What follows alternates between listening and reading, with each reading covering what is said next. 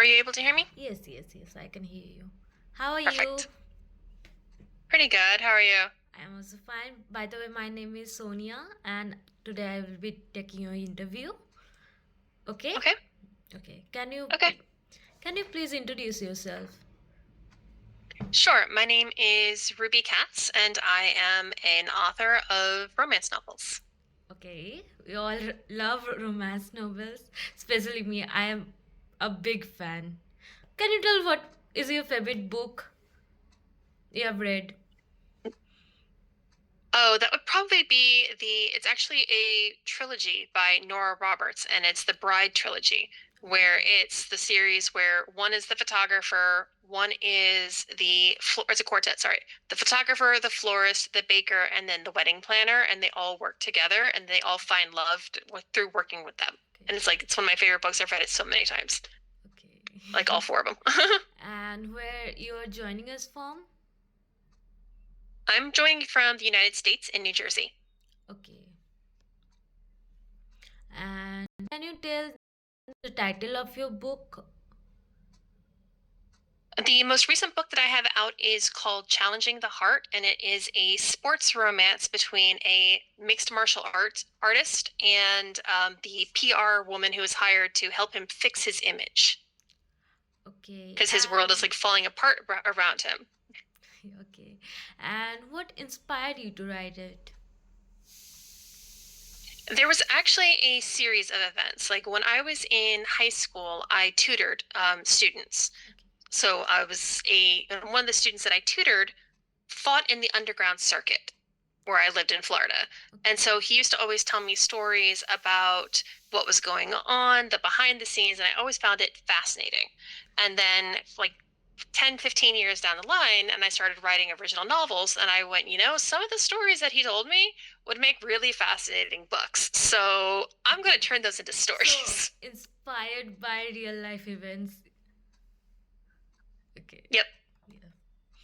So was there a specific moment or feeling that sparked this idea?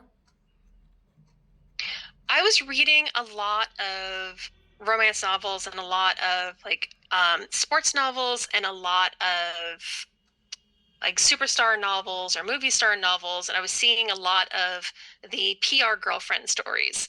And that brought me back to what Dan had talked about when we were in high school. And I'm like, this happens in real life in different sports. So I'm going to put that into a story based off of what he's told me. And so that's really what inspired it, was like reading other stories, getting inspired by it, and then going, wait a minute, I've got reference for this. So, how would you describe your book to someone discovering your work for the first time? This book is kind of an emotional growth for the main male character, who is, when we first meet him, he's very angry, very much leads with his fist, and doesn't like that's pretty much all he is. He's like very angry, he always fights. His first thing is, I'll throw a fist and then I'll ask questions. But through the course of the novel, you'll see him grow as he learns to accept and trust that other people are there and other people want to be there with him. And so you start to see him change and become more mature as the book goes on. So with Dan also that happened, I think. It did happen, and that was with the girlfriend that he was with. He was like one of those where he had been a very big hothead when I first met him, and then by the end of the year, he was like, "Okay, no, let's buckle down and finish this test because it was a test you had to pass to graduate high school." Okay. So what themes or emotions were most important to explore for you? I like to explore emotional connection and growth between the various characters. Like in my first novel, it's a woman who's been through an abusive relationship, who's finding her own strength, who's finding the courage to stand up to the person who's now stalking her, and to be able to say, this is enough. With Challenging the Heart, it's Kane's journey as he's going through and learning to accept and trust people and learn to rely on himself, and that people want to be near him for something other than his fighting. So I really like to explore the emotional journey of the characters. Okay. And what was the most challenging part of writing it or publishing it? Writing this one was probably making sure I had the terminology right for fighting and for MMA because I'm obviously not a fighter. I was a dancer. So if you ask me dance moves, I can give you all the dance moves that you want. But the fighting moves, it was a lot of going back and reference and a lot of learning and saying, okay, what are the various tools they use? What are the different ways they do things? How long are the rounds? What do they do during the rounds? What are the ways to win? So it was just trying to get all the details right to make sure I was accurately depicting it in the book. So, what kind of sport is there in this book actually? This one is mixed martial arts, so it's a fighter. Okay. It's somebody who's like along the lines of boxing, along the lines of taekwondo. It's using all of those various techniques into a arena fight or an octagon fight. Okay, okay, okay. That's really cool actually. And is there a poem or short excerpt you want to say? Um, sure. I'll like there's a little part where this is kind of towards the end of the book where you start to see Kane, who's the main male character's growth a little bit, and he's talking to Daphne, who's the female main character. He took a half step forward, but then stopped, needing to get it all out now that he had started. I wasn't expecting you, he continued. Hell, I tried like hell to chase you away, but thank God you are more stubborn than I am, because now I can't imagine what my life would be like without you. This was the part that was going to hurt. It hurt him to think about, but he knew she needed to know. It'd be better to get it out in the open so she could either confirm or condemn his feelings. The three words lodged in his throat, he couldn't say them until he knew that she felt the same. He wasn't that strong. I don't want people thinking what Tony said was true. Because if enough people believe it, he paused, swallowing visibly.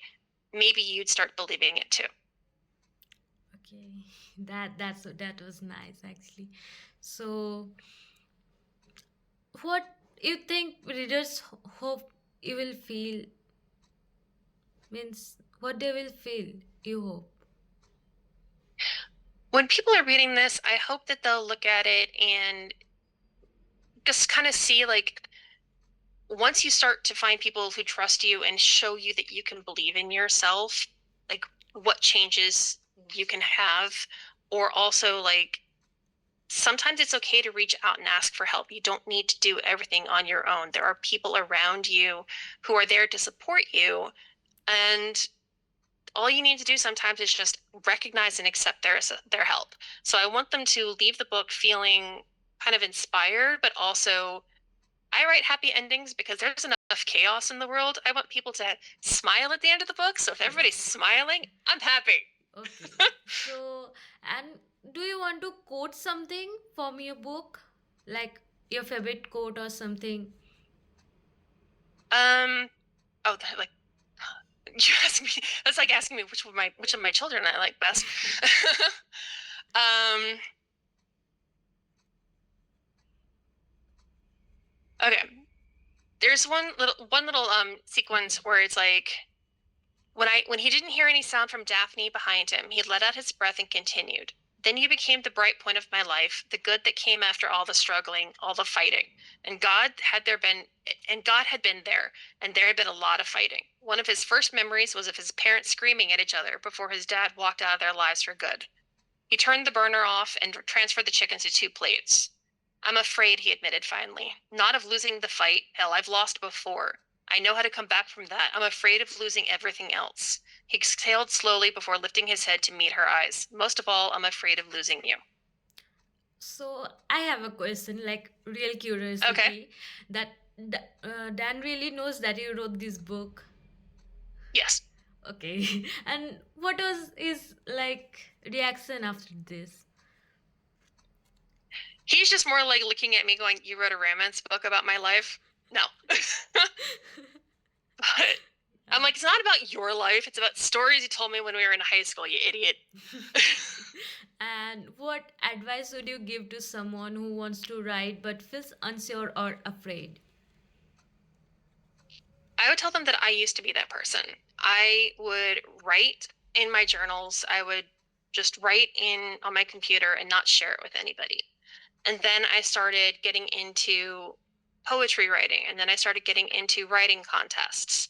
And sometimes you can be a contest is just a 500 words, 1,000 words. So it's something small, something short, but you start to get a lot of feedback. You get a lot of people supporting you and a lot of people going, hey, come join us. We'll talk to you. We'll help you through this. And you start to build a network.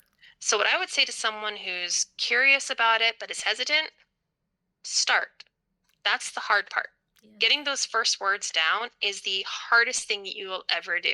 Everything else after that, I'm not going to say it's easy, but it's easier. I really like your vibe, to be honest, and I really like that you're enjoying this interview. Okay, I like talking to people, so. yes. And where can people find your book and support your work? My books are available all on Amazon, and they are also available on my website, which is rkatzbooks, RKATZE books.com.